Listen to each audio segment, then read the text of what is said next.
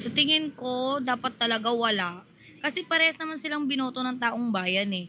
So, matatapos din naman yung termino. Hayaan na lang siguro. Parang pagbigyan ng pagkakataon. Ilang taon lang naman yan. Tapos matatapos din, mapapalitan din naman. Hindi po kayo pa-for sa impeachment. Hindi po. Kasi parehas naman silang binoto ng taong bayan eh. Sila yung nakaupo. Bigyan na lang sila ng chance. Kasi nagsisiraan lang naman eh kung ganun eh. Hayaan na lang na parang kanya-kanyang trabaho na lang sila. Magandang araw po. Ito po si Rene Bay. Pag-usapan ho natin yan itong Kalye Sorbi. At dito naman nanalo na naman ang ating mahal na Pangulo at si BP Inday Sara.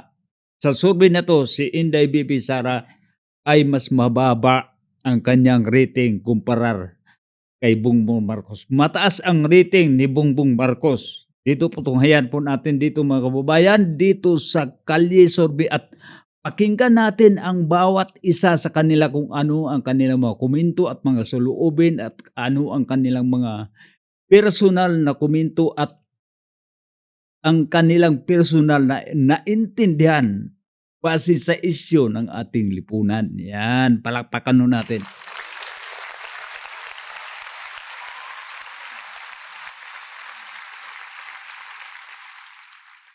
Palagay niyo, sir, sino dapat ma-impeach sa kanilang dalawa or matanggal? Sara, ma'am. Kasi di pa niya sinasagot yung ano niya, ma'am eh. Yung confidential funds sa DepEd saka Office of the Vice President. Dapat Oh, hindi pa. Kailangan may pitch dahil hindi pa na nasagot ang issue sa confidential fund. Okay, yun ang pagkakaintindi ni brother. ma-impeach. Siyempre ito, Bongbong. mm, Bakit, sir? sa kanya nakatutok lahat ng mga kurap eh. Eh dito wala namang ganong kurap eh. Kung meron man to, napakaliit naman eh. Dapat ang nahabol eh.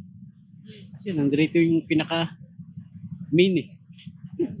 Oh, kung baga si Kuya talagang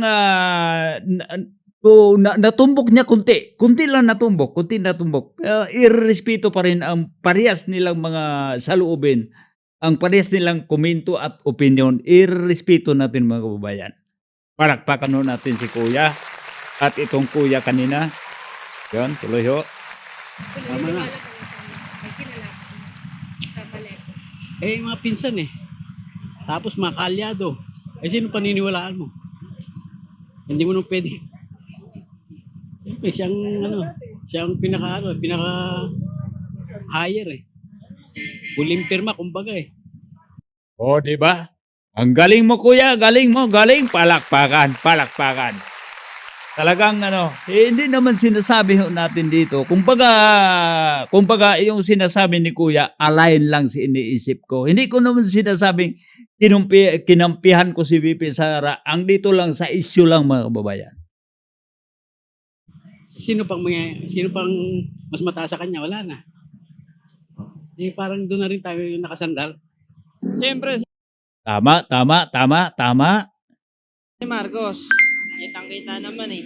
Lalong tumaas yung mga bilihin natin ngayon. Sara. Wala naman siyang ginagawa eh. Magmula naman nung naging Oh, grabe. Grabe si ate. Walang ginagawa si Sara. Bakit ma-impeach? Dahil wala ka bang ginagawa? Impeachable ba yung walang ginagawa, ate?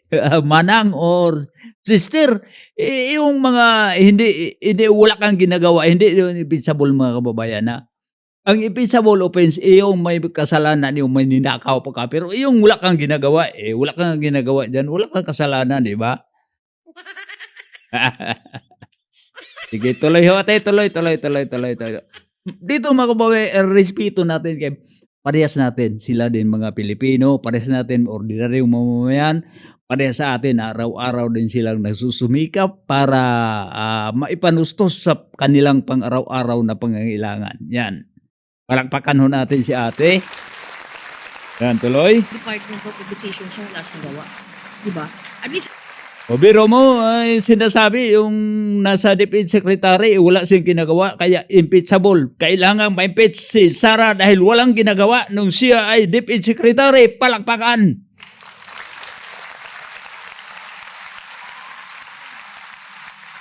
Ito, hindi ako makabongbong ha. Pero at least sa health ngayon ng Pilipinas, maganda yung kanya nagagawa. Wow. Magandang ginawa ay yung health ngayon sa Pilipinas sa nakita ni Ate. Napakaganda sa pamumuno ni Pangulong Bongbong Marcos. Yan, tayo palakpakan Ate. Dito mga kababayan, buhay na buhay ang ating demokrasya. Kanya-kanya tayong pananaw. Kung sabihin natin na itong kulay na nakita mo ay asul pero ang nakita ni Ate berde, wala tayong magagawa. Yun ang nakikita niya, yun ang dikta ng mga mata niya, yun ang naririnig niya, yun ang pintig ng puso niya at yun ang laman sa kanyang isip. Yan, palakpakan natin si Ate. Yeah, impeach na yan. Kasi ngayon may impeachment, diba, sir? So, sino yung sa tingin nyo yung dapat matanggal? Isulid ako eh. Sara, kahit na taga Norte ako. Siyempre ito. BBM. Para lang na sulit ka na Sara, dahil gusto mo si Sara, gusto mo ring ma-impeach si PBBM. Walang problema, respeto kita, Brad. Respeto kita, Brad. Dahil yun ang rason mo dito po mga kababayan. Kanya-kanya, dahil alam mo natin dito mga kababayan, kung paano yung dalawang klase tao, yung panatiko, yung prejurista at saka yung loyalista. At saka yung mga taong tinitingnan lang talaga kung saan talaga yung tama. Doon tayo sa tama. Ako naman, sa pananaw ko dito, si BP Sara ay tumama sa puso. Palakpakan natin. Pero si Kuya, yun, dito mga kababayan lamang na si Bongbong Marcos, lamang na ng isang boto kay ni BP Sara. So dito inupakan na si BP Sara sa buto na lamangan na ng isa. Palakpakan. Mahirap magsalita.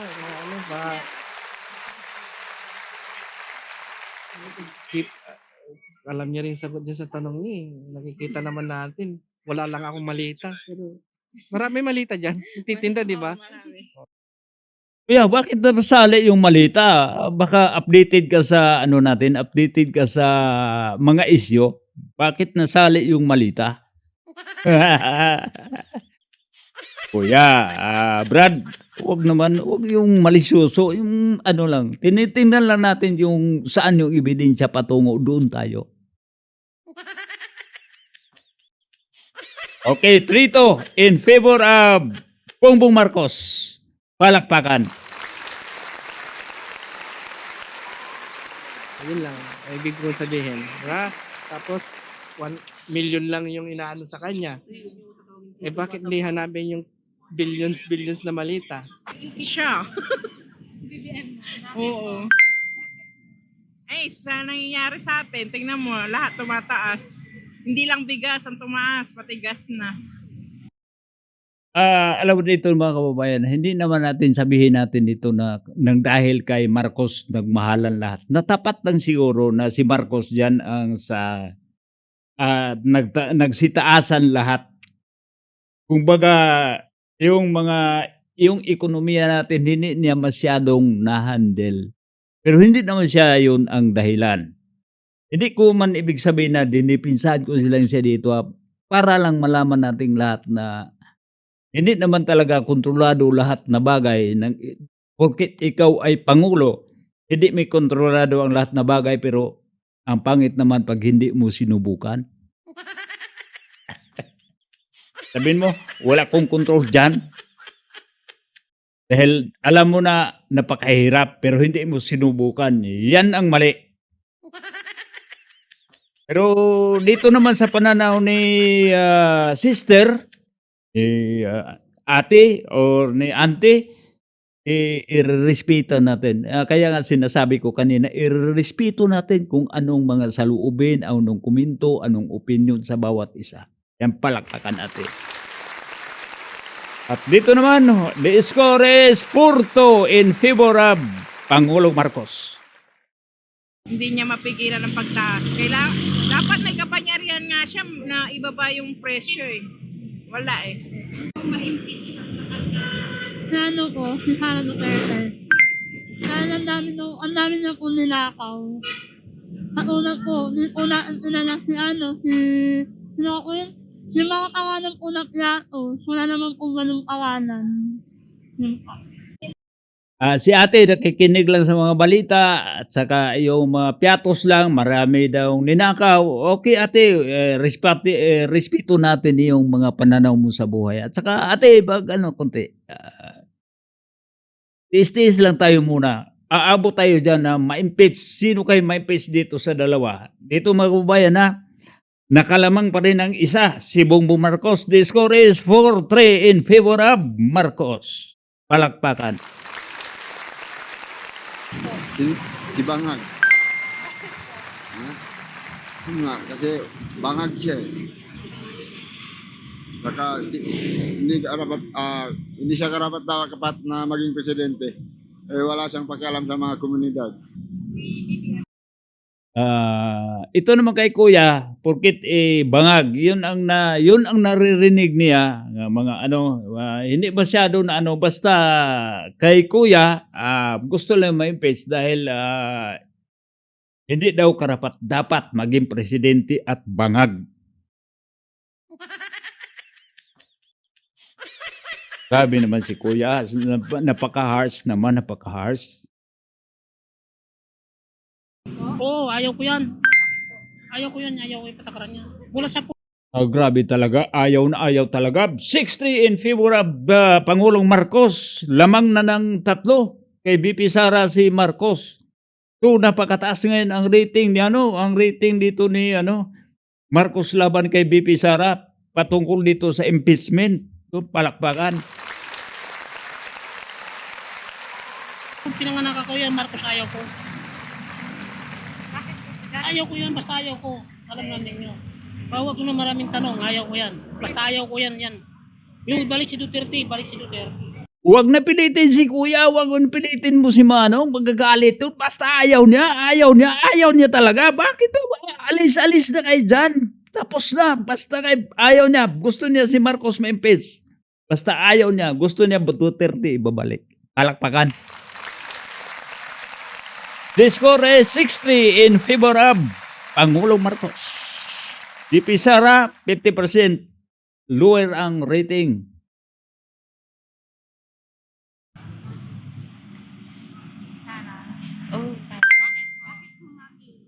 May dati na siyang kaso eh. Meron lang parang 'di ba last year? Meron lang doon kaya sana ngayon lumusot. Sana nga ate, magdasal ka, Dasalan mo kunti. Ano mo sa Baklaran, magdala ka ng kandila doon. Tapos ipasayaw mo doon sa mga, 'di ba? Alam mo natin diyan sa diyan sa Baklaran may Baklaran may tawag diyan. Ay di, ano ba yung tawag doon? Yung may Nazareno, saan ba yung banda? Di ba may mga nagtitinda diyan ng mga kandila tapos isasayaw-sayaw yung kandila mo. Yan. Sana ate makalusot. Okay, in favor of Marcos pa rin. The score is 6-4. Pero hindi naman ako maka-BBM. Sa eto nun namin. Hindi pa siya maka-BBM dyan. Palakpakan. Pero naman siya ate, hindi siya maka-BBM pero gusto niya ma-impeach si BP Sara. Okay, tuloy. Kayo sa impeachment namin. Oo, pabor na pabor. Matanggal? Oo. Ayun no, nakasalamin. Bongbong sa CPM. Ito, nakasalamin. Bakit po? Pataas ng pataas yung sa kanya eh. Yung mga gas. Pinagbintangan talaga si Marcos. Ito talaga Marcos yung pinagbintangan. Bakit tumataas yung presyo ng gas? Wala ka namang kontrol. Wala ka namang kontrol dyan sa mga presyo sa gas. Bakit ikaw naman yung pinagbintangan nito? Pakipuntan tong batang to. Paliwanag mo sa kanya nga, Utoy, huwag mo naman akong pagbintangan dito sa mga presyo ng mga bilihin. Alam mo naman na wala tayong kontrol dyan. Wala akong magawa dyan. Bakit ako pinagbintangan? Hindi naman ako dahilan yun bakit tumataas yung presyo. Ang bihirang buhay rin. Hindi naman tayo ano eh. Tawag dito. Nakalimutan ko na tuloy. Nakalimutan ko na yung dapat sabihin dyan. Basta ito dapat. Kasi ito dapat papalit maging presidente. Sa tingin ko, dapat talaga wala. Kasi parehas naman silang binoto ng taong bayan eh. So, matatapos din naman yung termino. Hayaan na lang siguro. Parang pagbigyan ng pagkakataon. Ilang taon lang naman yan. Tapos matatapos din, mapapalitan din naman. Hindi po kayo pabor sa impeachment. Hindi po. Kasi parehas naman silang binoto ng taong bayan eh. Sila yung nakaupo. Bigyan na lang sila ng chance. Kasi nagsisiraan lang naman eh. Kung ganun eh. Hayaan na lang na parang kanya-kanyang trabaho na lang sila. Tama na talaga dito si ate. Tama talaga. Naalala ko dito itong sinasabi ni Pangulong Marcos dati. Patungkol kay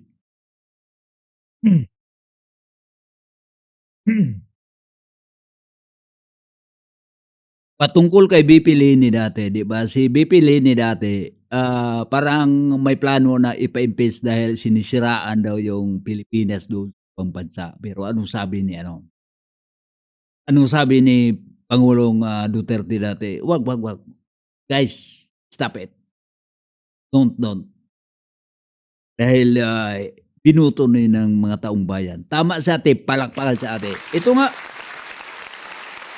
napakaganda itong paliwanag ni ate. Walang nakumbinsi sa kanya. Salumit. Talaga naman, binuto to.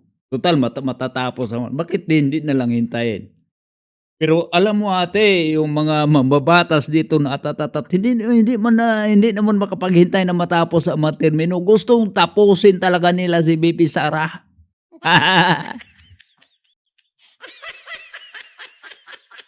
Pero dito, talo si BP Sara dito. Talo. The score is 7-4 in favor of Pangulong Marcos.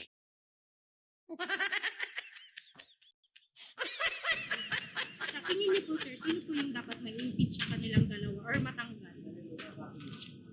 Siguro to siya. Ay, kailangan talaga. May follow-up question. Parang Miss Universe.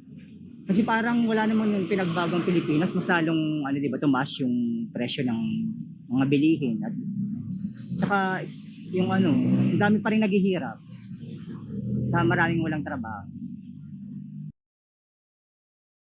Kuya, wag lang natin isisi sa presidente yung walang trabaho. Lang kasi ang presidente kasi pag kahit sabihin natin pag hindi naman sila makapagbigay ng magandang trabaho, basta maliwalas ka lang kumilos, makabiyahe ka ng maayos at saka wala makapagdisturbo sa iyo habang ikaw ay natutulog at naglalakad ka sa daan na walang mangingialam sa iyo, walang mananakit sa iyo, sa iyong asawa, sa iyong anak na babae at saka iyong sarili mismo. At ang lahat na tao sa isang lugar o isang purok o isang sitio sila ay walang nagbabangayan, maayos ang lahat. Talo pa ang may trabaho dyan. Palakpakan. Diba?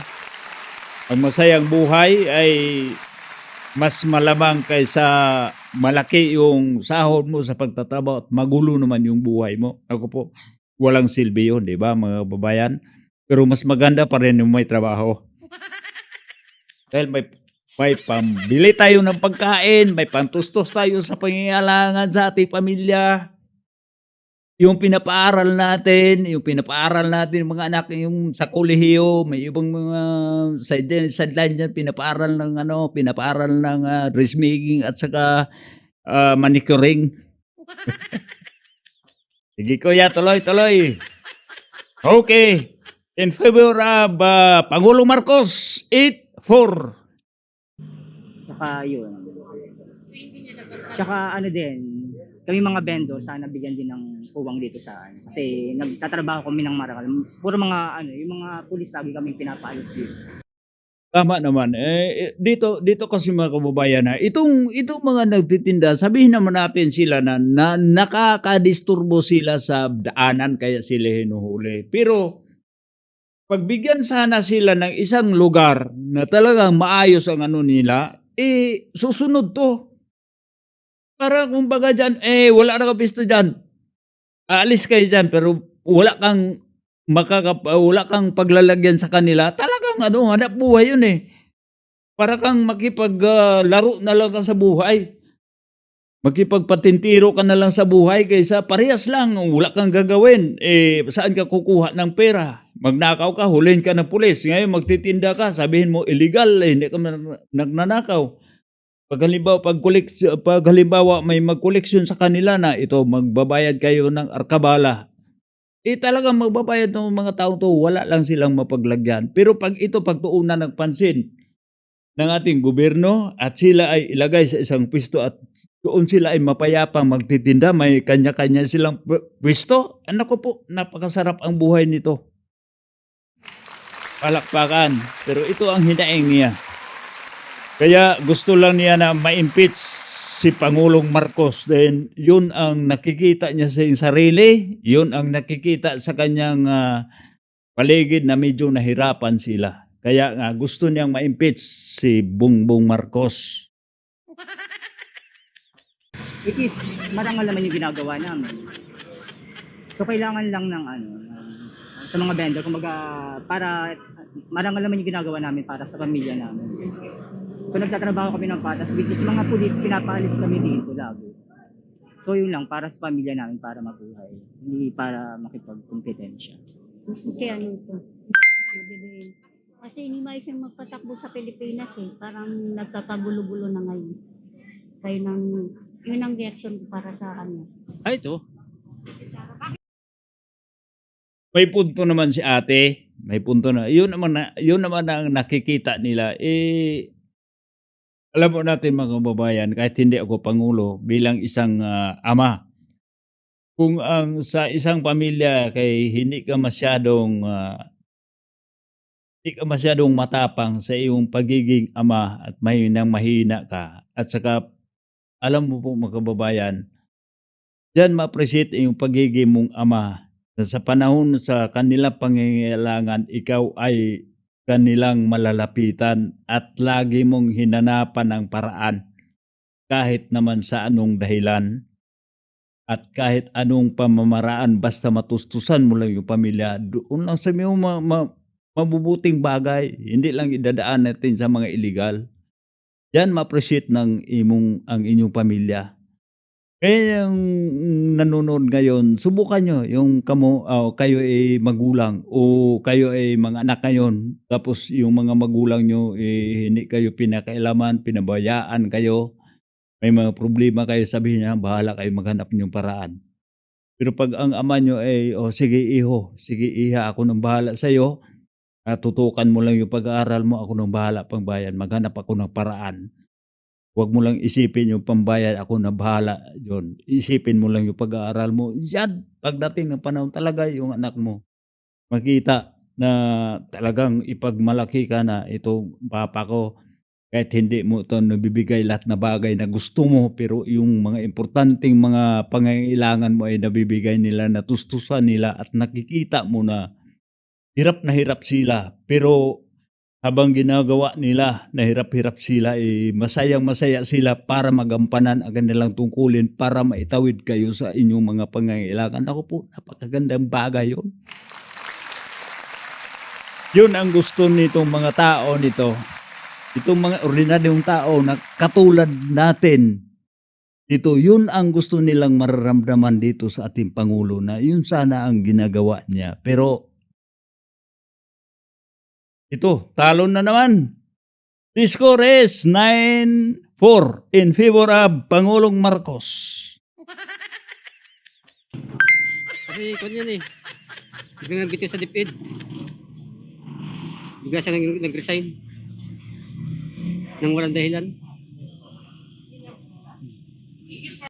Ayun ang gusto ni Dudong, ipa-impeach si BP Sara dahil na assign sa DepEd tapos nag-resign nga walang dahilan, i-impeach na yon. Respeto natin na wala tayong magagawa. Yun ang saloobin niya, yun ang kanyang komento, yun ang kanyang opinion. Ako po, palakpakan nun natin. Dito natin makita mga kababayan, gaano kalusog ang ating demokrasya sa Pilipinas. Kahit pa man yung mga may banta tayo dyan sa mga bendalo, pero malusog pa rin ang demokrasya. May balanse pa rin ang ating gobyerno. May pumupuri, may nag-alipusta, may pumupuna, sari-sari. Palakpakan natin. The score is 9-5 in favor of Pangulong Marcos. Siya, ma'am. Kasi yung sa flood control, mas malaki ang nakuha niya. Opo. Yan, tumpak si ate. Tumpak ate, tumpak ate, tumpak. Natukoy mo talaga. Yun talaga pinaka-best na dahilan. Yan sa flood control dahil napakalaking halaga yun mga kababayan. Ito po, Pangulong Marcos, itong pang-sampo na bumoto sa'yo na tumutukoy sa flood control na anomaly na kinakasangkutan mo, kinakasungkutan ng iyong mga alalay, inyong mga alipuris dyan. Nako po. 50% na lang ang rating ni Inday Sara compare sa rating ni BP ni Pangulong Bongbong Marcos. The score now is 10-5 in favor of Marcos. Di ba? Sa news nababasa ko. Opo. Bongbong Marcos. Wala, tumaas na yung mga bilihin. Pati gasolina, wala na. Ayun, sinisisi na. Bilihin, gasolina. Kamu mga kababayan, bilang isang ama, ikaw ang pangulo ng pamilya, simple lang, the smallest form of government, ito ang ating family. Kung magkawindang-windang iyong pamilya, walang ibang masisisi dyan, kundi iyong ama. Subukan nyo kung sinong ama dito makapanood itong video. Subukan ninyo na baliwalain yung pamilya mo. Magka-problema yung pamilya, baliwala lang sa'yo, wala kayong pakialam dyan. Ikaw talaga ang masisisi. Yun ang nangyari ngayon. Sa palagay ng mga tao, kahit nakita nimo to, alam mo natin, may ginagawa naman yung Pangulo natin. Pero hindi pro, only react lang. Kumbaga, hinihintay niyang dumating yung pagkakataon saka siya gumawa ng paraan. Hindi yung pag wala siyang prevention, hinayaan niya muna. Kumbaga sa bahay pa, hinayaan muna yung matumba sa kanya gawin. Yung tumagilid pa lang sana, hinanapan ng paraan para hindi matuluyan, wala eh. O ngayon, bumagsak na. Siya na nasisi. Kaya napakataas ang kanyang rating dito. Ito ang gusto ko, si Marcos. Mas matindi pa kay ano yan. Ewan ko, kung totoo lang sinabi nila na ano daw. Sabihin mo. Adik, ganyan. Naku po. Yun lang. Naku. Dahil meron siyang kaso ng graft and corruption ngayon. Ayun. Nakaharap na kaso. So tuluyan na lang. Okay. Nako. Kita nyo naman halata na sa flood control eh. Nako, flood control po. Kayo, Flood ano control sa pa tingin rin. niya? Hindi, ng partisan. Wala kami neutral. Siyempre dapat, di ba, taas ang mga rudo o ano pa. Dapat sa presidente kailangan kaya niya kontrolin. Di ba? Hindi naman ako kontrol eh. Oh. Kakawa ang taong bayan, ang mga mamamayan ang nagdadala nun. Di ba? Tapos anong gawin? Silang dalawa. Nako po. It's a tie. Lahat sila, puro may may ugong-ugong. It's a tie. Kasi siya ay hindi na siya nag-iisip sa ng mga mahirap. Puro na lang siya pataas ng presyo. Oh. Para sa akin siguro si Sara kasi nahaharap na siya ngayon saka Tuluyan na. Maraming Turso. nag-endorso ng pag-impeach Ako po. Kasi wala naman kasi siyang maayos na trabaho saka pakita ng tamang mga ano niya, mga salin, mga Ayun. Ay, ito. Sara po. Bakit po? Naman nakasampa na yun Tuluyan na si Sara. Pag hindi ka Nakasampa magnanakaw, na. hindi ka takot ma-impeach. Ganun lang. Ayun. May impeach. Ito na lang. BBM na lang. Wala. Hindi naman sa akin na ma-impeach. Wala talaga eh. Mahina eh. Basta para sa akin lang. Wala Ayun. lang. Basta mahina, ma-impeach. Mas gusto ko yung anong dati. Basta mas gusto ko yung time ni Duterte, mas tahimik eh. Yung ano ito po, BBM. Lahat po nagtaasan eh. Ayun, sisi. Bago po siya pumasok, Sinisisi sabi naman niya, kay Pangulo. Bababang mga bilihan. Lalo pong tumaas. Mga bilihin. Nako po, sinisisi na Yun dito lang sa po. PBB mga babayan. Ay, ito. Kaya minsan ano eh, parang okay lang yun.